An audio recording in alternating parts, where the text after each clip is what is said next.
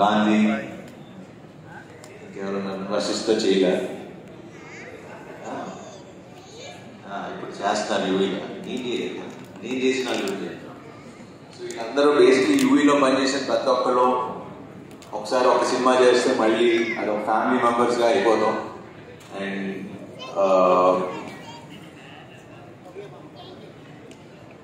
Basically నాకు UV it's very emotional journey. ఏదన్నా అంటే చాలా ఎమోషనల్గా ఉంది. బట్ రైట్ నో మన కార్తికేయ ఆల్రెడీ ఎమోషనల్గా మాట్లాడాడు. ఎక్కడ స్టార్ట్ చేయాలో అనేది టోటల్ కన్ఫ్యూజన్లో ఉన్నా. బట్ యా, సో ఈ సినిమాకి main hero first director Prashanth.